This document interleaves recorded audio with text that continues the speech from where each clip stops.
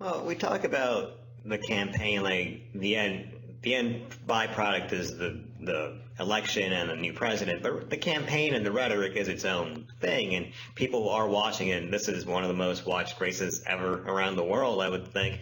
Isn't the rhetoric that we're hearing right now just causing irreparable damage in relations between us and them? The way that it's been put to us, the Muslim world and America.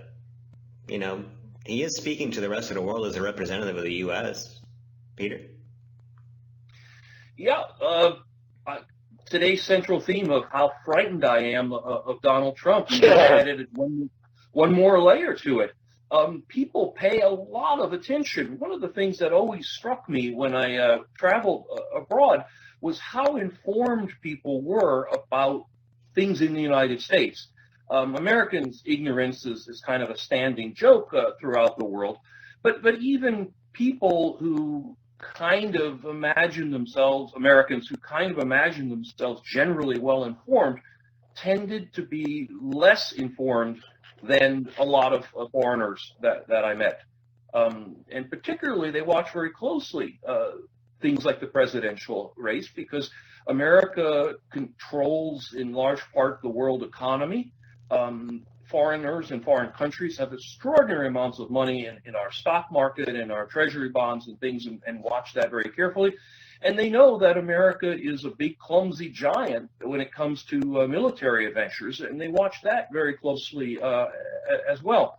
So, yeah, what these people say affects everything. It affects what we do here at home, but I think people like Trump are nearly wholly ignorant of the fact that their words reach beyond our shores, and that if he were to become president, he's going to have to take some level of responsibility for the effect of those words. Josh, how terrifying is it that Donald Trump is speaking to the world right now as a representative of, us?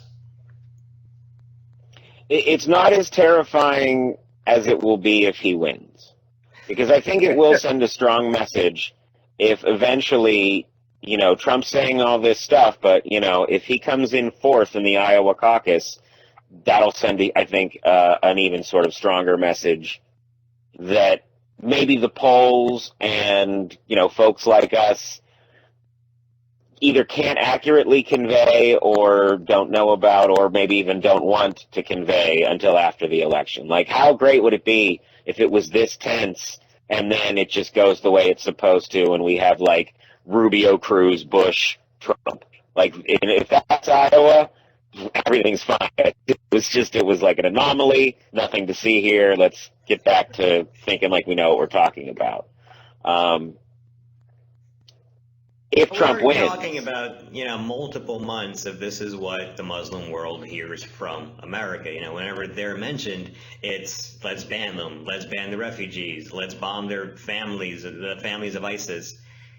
That's dangerous. Oh, it's awful. Oh yeah, I mean, they don't even have to. They don't even have to lie in their recruitment videos. They can just play the clips and translate it accurately. At least 10, 15 years ago, they had to lie in the videos.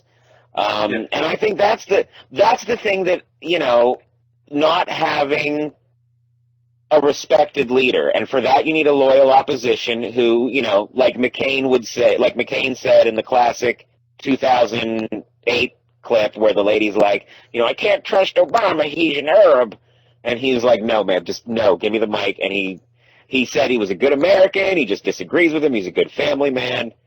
That's what America needs now. And we're not getting it. We're getting Obama is the greatest national security threat to the United States from a former Speaker of the House. It's crazy. It is actually crazy. So, that's why we would need someone like a grown-up to speak to those issues. And until we have that,